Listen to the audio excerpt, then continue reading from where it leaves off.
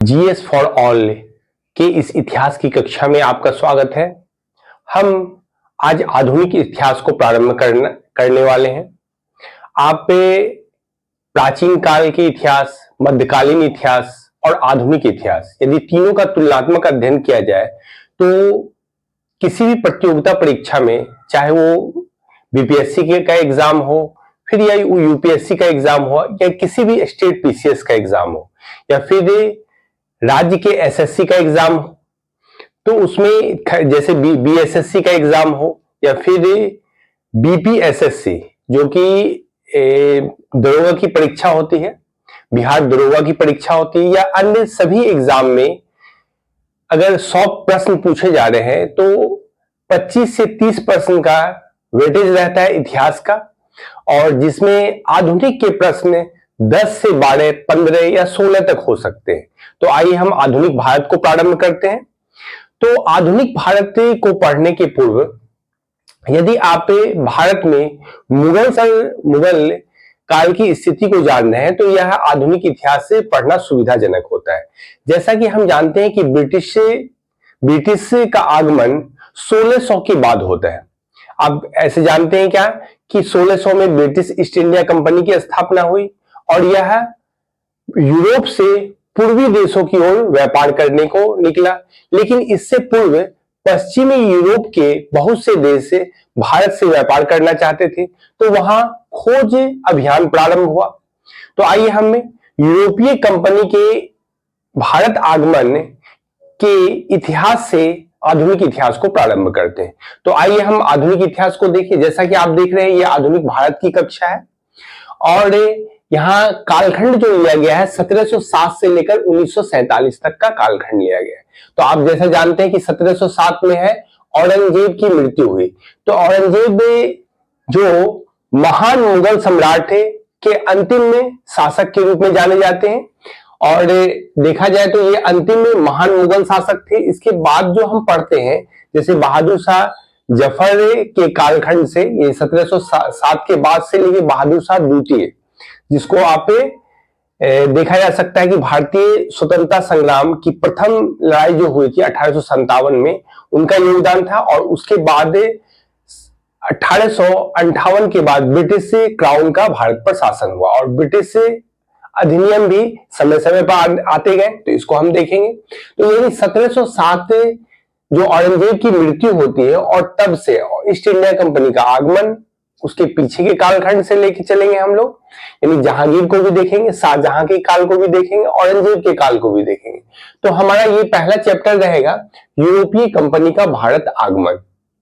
तो आइए हमें विश्व की स्थिति को देखें, यानी समकालीन विश्व की स्थिति को देखें। तो इसमें विश्व मैप का हम कुछ अध्ययन करेंगे। तो आप देखिए, ये अवस्था है अफ्रीका की, ये अवस्था है अरब की अवस्था है, और ये भारत है। ये भारत की स्थिति देख रहे हैं आप।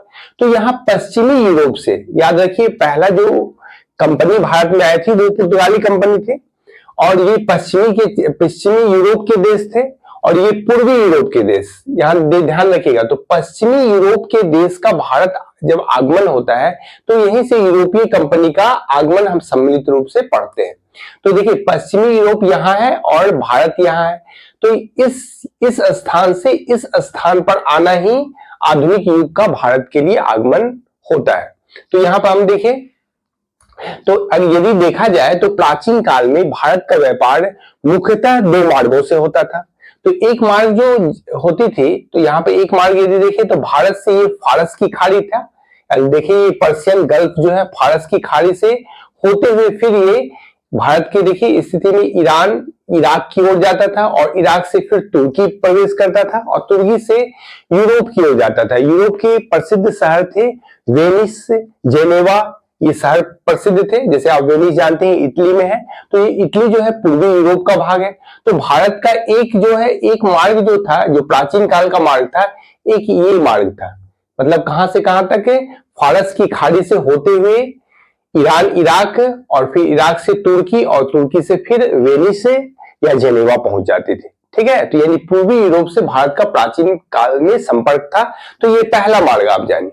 दूसरा मार्ग जो प्राचीन काल में था, ये लाल सागर, ये देख रहे हैं लाल सागर, ये सऊदी अरब का भाग है और ये देखिए लाल सागर, और लाल सागर देखिएगा आगे भूमध्य सागर है। तो यहाँ पर हम विशेष ध्यान देंगे लाल सागर पर। तो एक मार्ग था लाल सागर से होते हुए फिर ये पूर्वी यूरोप की ओर पहुंच जाता था, तो ये दूसरा मार्ग था। लेकिन दूसरा मार्ग जो था ये घना कोहरा से ढका होता था, जिसके कारण इस मार्ग का इस्तेमाल कम होता था। तो हम प्राचीन भारत में देखेंगे ये दो मार्ग पूर्वी यूरोप से पहुंचने को थे, और पूर्वी यूरोप से फिर मार्ग ये जो पश्चिमी यूरोप वगैरह में चले जाते थे। तो यहाँ इस क्षेत्र पर पूर्वी यूरोप पर इतालवी व्यापारी का व्यापार पर एकाधिकार था। लेकिन कालक्रम के अनुसार तुर्की का कुस्तुनतुनिया क्षेत्र यानी रोमन क्षेत्र पर अधिकार हो गया, मतलब समझिए इटली के क्षेत्रों पर अधिकार हो गया, उसके कुछ भाग पर अधिकार हो गया। तो अब ये मार्ग जो है पूर्णतः किसके अंदर में आ गए, तुर्की के अंदर में आ गई। कुस्तुनतुनिया का पतन हुआ तो तुर्की के द्वारा इस मार्ग का इस्तेमाल यूरोप के व्यापारियों को नहीं करने दिया गया। तो ये क्या है, पश्चिमी यूरोप में एक खोज की प्रारंभ हुई, मतलब भारत से वो व्यापारिक संपर्क करना चाहते थे। तो व्यापारिक संपर्क के क्रम में पश्चिमी यूरोप के क्षेत्रों को देखिएगा तो पुर्तगाल और स्पेन, यहाँ अगर पुर्तगाल और स्पेन को यदि आप देख रहे हैं तो स्पेन के ही आप जानते हैं कोलंबस से जो थे वो भारत से संपर्क बनाना चाहते थे, यानी स्पेन के शासक भी चाहते थे कि भारत से संपर्क हो, क्योंकि हम जानते हैं क्या भारत उस समय सोने की चिड़िया कहलाती थी, यानी गोल्डन एस्पैरो भारत था। और हर एक देश के शासक वो चाहते थे क्या भारत से संबंध स्थापित करें और भारत से काफी धन कमाए, हम वहां व्यापारिक संबंधों के द्वारा धन की कामना थी उनको। तो हर एक लोग भारत जाना चाहते थे और भारत का व्यापार उस समय समृद्ध व्यापार था। तो यहाँ स्पेन से भी यात्री चले, तो लेकिन दिशा मार्ग भटक जाने के कारण यह है अमेरिका की ओर निकल गए। तो हम देखेंगे कि अमेरिका की खोज कोलंबस के द्वारा किया गया है, लेकिन बाद में चल के पता चला कि ये इस क्षेत्र में। तो पहला पश्चिमी यूरोप का व्यक्ति जो भारत की खोज के लिए गया तो ये इस क्षेत्र से आए, यहां देखिएगा अटलांटिक महासागर, तो इस क्षेत्र से ये अफ्रीका के केप ऑफ गुड होप्स पर आया और फिर इसके बाद ये यहां पहुंचा। तो पहला व्यक्ति जो केप ऑफ गुड होप्स तक की खोज किया यानी अफ्रीका के इस भाग पर आया तो वो उसका नाम था बार्थोलोम्यू डियाज। ठीक है, ध्यान रखिएगा, ये भी क्वेश्चन पूछा जा सकता है, केप ऑफ गुड होप की खोज किसने की, यानी आशा अंतरिक्ष द्वीप की खोज किसने की, तो बार्थोलोम्यू डियाज। यहां आइए आप, यहाँ की अवस्थिति देखिए, ये अटलांटिक महासागर है। अगर हम इतिहास के परिप्रेक्ष्य में देखें, ये अगर भूगोल के दृष्टिकोण से आपको बताया गया है यहाँ, और यहाँ पे देखिए इतिहास के दृष्टिकोण से देखिए अटलांटिक महासागर का ये क्षेत्र है, और ये देख रहे हैं आप अफ्रीका है, और ये भूमध्य सागर है। तो यहाँ ये पुर्तगाल और स्पेन का क्षेत्र है। तो पुर्तगाली जो यात्री थे वो केप ऑफ गुड होप्स की खोज करने वाले बार्थोलोम्यू डियाज, तो यहाँ आशा अंतरिक्ष द्वीप पर आए। तो ये कहा जाता है अधिकतर जहाज यहाँ डूब जाती थी, मतलब समुद्री हवाएं तेज चलती थी इस क्षेत्र में, और ऐसा होता है जहाजों के लिए खतरनाक जगह था। तो केप ऑफ गुड होप्स की खोज करने वाले ये साहसी यात्री के रूप में बार्थोलोम्यू डियाज आए यहाँ पर। लेकिन भारत से संपर्क करना था, ये फिर वापस से पश्चिमी यूरोप की ओर लौट गए। लेकिन फिर आगे हम चल के देखते हैं क्या कि वास्को डी गामा 1498 में ये प्रथम व्यक्ति थे जो कि भारत में पहुंच गए। भारत के मालाबार तट पर, जैसा कि आप जानते हैं, जमोरिन राजा जो थे उनके द्वारा वास्को डी गामा का स्वागत किया गया था। अब्दुल माजिद के नेतृत्व में, सब आप देखिएगा एक एक करके सबसे प्रश्न पूछे जाते हैं। तो यहाँ पर आप आइए केप ऑफ गुड होप्स। तो केप ऑफ गुड होप्स से आगे बढ़ते हुए वास्को डी गामा ने 1498 में 1498 में जो पुर्तगाली यात्री था ये भारत में पहुंचने का जो प्रयास किया वो सफल रहा। तो यहाँ पर हम देखें पश्चिमी यूरोप से भारत का संपर्क हो चुका, क्या कि पूर्वी यूरोप पर तुर्कों का अधिकार था और इस मार्ग पर ये एकाधिकार करने के कारण ये यहाँ से व्यापार करने में पश्चिमी यूरोप के लोगों को बाधा उत्पन्न करते थे। तो यहाँ पर हम समझ गए। तो पहला विदेशी यात्री, तो बताते हैं क्या, भारत की खोज यानी पश्चिमी यूरोप से पहली बार संपर्क कराया वास्को डी गामा ने, और कराया कब, 1498 में, ध्यान रखिएगा। और यह केरल के मालाबार तट पर उतरेंगे। तो फिर इसके बाद यहाँ देखिए क्या, यहाँ उतर कर इन्होंने भारत से व्यापारिक संबंध स्थापित किया। तो यानी अपने जो जहाज उनके थे, पानी की जो जहाज से आए थे वो, तो कहा जाता है कि उस पे ये जो क्षेत्र है वो मसाला के लिए प्रसिद्ध था। जैसे आप जानते हैं कि अगर केरल का जो क्षेत्र है आज भी क्या है, इलायची और मसालों के लिए प्रसिद्ध है। इलायची की पहाड़ी आप वहीं देखिएगा। तो यहाँ पर क्या, ये मसाले के व्यापारी, इनको कहा जाता है क्या कि जितना ये माल भर के ले गए उससे 60 गुना ये पुर्तगाल में उस माल को बेचे, यानी 60 गुना मुनाफा। अब समझ सकते हैं, एक बार जहाज मतलब 60 गुना मुनाफा होना, मतलब अगर देखा जाए तो पश्चिमी यूरोप में ये कोहराम का विषय हो गया। तो सभी व्यापारी भारत की ओर आने का प्रयास करने लगे। तो यहाँ पर फिर यदि हम आगे देखें तो वास्को डी गामा पुनः फिर भारत आते हैं, एक बार वहां अपने माल को बेच के मुनाफा कमा के फिर ये भारत आते हैं और यहाँ फिर पुर्तगाली उपनिवेश स्थापित होता है। तो यहाँ हम देखेंगे पहली यूरोपीय कंपनी जो भारत आई वो कौन थी, पुर्तगाली थी। तो अब यहाँ पे इस क्रम में 1498 के बाद ऑनवर्ड हम चलेंगे कि पुर्तगाली कंपनी की स्थापना हुई, किस क्षेत्र पर उन्होंने अधिकार किया, कौन कौन से उसके प्रमुख केंद्र थे, सबके विषय में प्रश्न आते हैं। तो प्रश्न कहां कहां से आएंगे इसको भी हम देखेंगे। और अगर प्रीवियस ईयर के क्वेश्चंस को यदि आप देखिएगा तो कहा जाता है पुर्तगाली सेटलमेंट से काफी क्वेश्चन आपको आते हैं। तो इसमें देखिए, अगर पुर्तगाली गवर्नर को पढ़ना है तो हम कुछ गवर्नर को पढ़ेंगे जिससे हमारे प्रश्न बन जाए, सबको हम डिटेल में नहीं पढ़ेंगे। पहली यूरोपीय कंपनी जो भारत में आई वो पुर्तगाली कंपनी थी। तो आइए पुर्तगाली कंपनी के विषय में जानते हैं और यूरोपीय कंपनी जो भारत में आई उसका क्रम क्या है, आने का क्रम क्या है। तो देखिए, यूरोपीय कंपनी का क्रम ये एग्जाम में पूछता है। तो पुर्तगाली कंपनी पहली कंपनी थी, आप जानते हैं। दूसरी कंपनी जो थी डच कंपनी थी। तीसरी कंपनी ब्रिटिश कंपनी थी। चौथी कंपनी डेनिश की कंपनी थी और पांचवी कंपनी फ्रेंच कंपनी थी। तो डच हम जानते हैं क्या, हॉलैंड या नीदरलैंड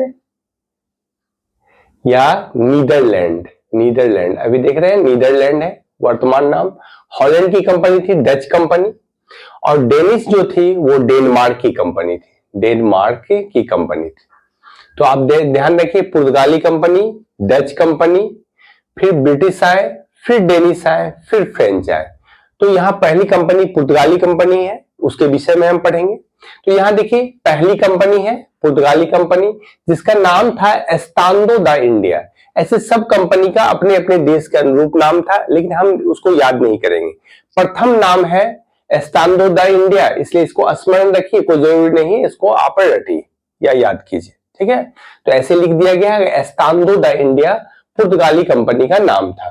तो ये देखिए पहली कंपनी है जो भारत आगमन हुआ इसका, और इसमें हम 3 प्रमुख अधिकारी का नाम याद रखना है जिससे हमारा प्रश्न बन जाएगा। तो यहाँ पर देखिए पहला हम देखेंगे फ्रांसिस्को डी अल्मीडा, मतलब अल्मीडा आप ध्यान में रखिए।